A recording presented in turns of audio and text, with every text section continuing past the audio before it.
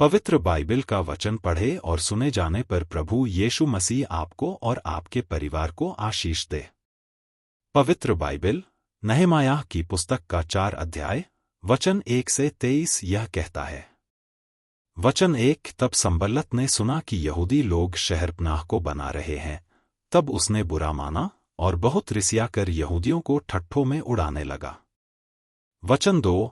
वह अपने भाइयों के और शोमरोन की सेना के सामने यों कहने लगा, वे निर्बल यहूदी क्या किया चाहते हैं? क्या वे वह काम अपने बल से करेंगे? क्या वे अपना स्थान दृढ़ करेंगे? क्या वे यज्ञ करेंगे? क्या वे आज ही सब काम निपटा डालेंगे? क्या वे मिट्टी के ढेरों में के जले हुए पत्थरों को फिर नए सिरे से बनाएंगे? वचन 3। उसके पास तो अम्मोनी तोबियाह था और वह कहने लगा, जो कुछ वे बना रहे हैं, यदि कोई गीदड़ भी उस पर चढ़े तो वह उनकी बनाई हुई पत्थर की शहरपनाह को तोड़ देगा। वचन 4। हे हमारे परमेश्वर, सुन ले कि हमारा अपमान हो रहा है, और उनका किया हुआ अपमान उन्हीं के सिर पर लौटा दे और उन्हें बंधुआई के देश में लुटवा दे। वचन 5। और उनका अधर्म तू न ढाप और न उनका पाप तेरे सम्मुख से मिटाया जाए, क्योंकि उन्होंने तुझे शहरपनाह बनाने वालों के सामने क्रोध दिलाया है। वचन 6।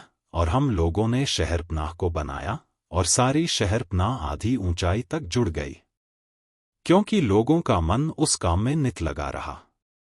वचन 7। जब संबल्लत और तोबियाह और अरबियों, अम्मोनियों और अश्दोदियों ने सुना कि यरूशलेम की शहरपनाह की मरम्मत होती जाती है और उसमें के नाके बंद होने लगे हैं, तब उन्होंने बहुत ही बुरा माना। वचन 8। और सबों ने एक मन से गोष्ठी की कि जाकर यरूशलेम से लड़े और उसमें गड़बड़ी डालें। वचन 9। परंतु हम लोगों ने अपने परमेश्वर से प्रार्थना की और उनके डर के मारे उनके विरुद्ध दिन रात के पहरुए ठहरा दिए। वचन 10। और यहूदी कहने लगे, ढोने वालों का बल घट गया और मिट्टी बहुत पड़ी है, इसलिए शहरपनाह हमसे नहीं बन सकती। वचन 11। और हमारे शत्रु कहने लगे कि जब तक हम उनके बीच में न पहुंचे और उन्हें घात करके वह काम बंद न करें, तब तक उनको न कुछ मालूम होगा और न कुछ दिखाई पड़ेगा। वचन 12। फिर जो यहूदी उनके आसपास रहते थे, उन्होंने सब स्थानों से 10 बार आकर हम लोगों से कहा, तुमको हमारे पास लौट आना चाहिए। वचन 13। इस कारण मैंने लोगों को तलवारें, बछिरियां और धनुष देकर शहरपनाह के पीछे सबसे नीचे के खुले स्थानों में घराने घराने के अनुसार बैठा दिया। वचन 14।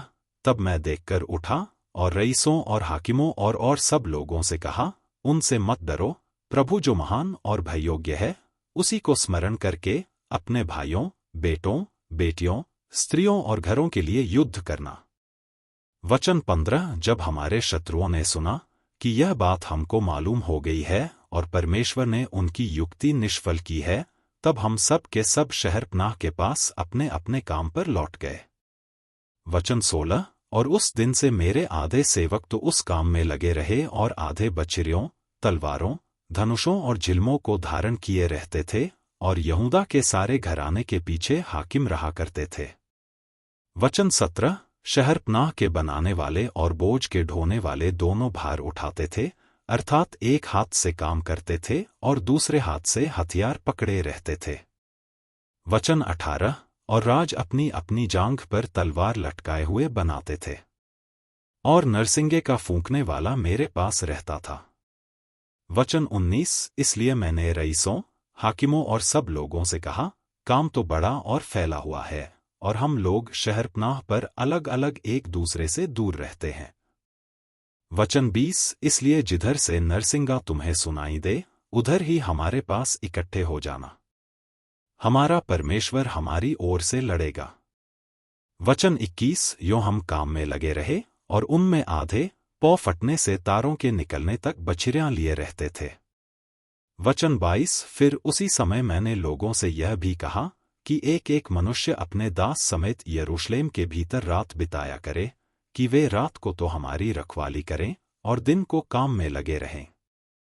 वचन 23। और न तो मैं अपने कपड़े उतारता था और न मेरे भाई, न मेरे सेवक, न वे पहरुए जो मेरे अनुचर थे अपने कपड़े उतारते थे, सब कोई पानी के पास हथियार लिए हुए जागते थे।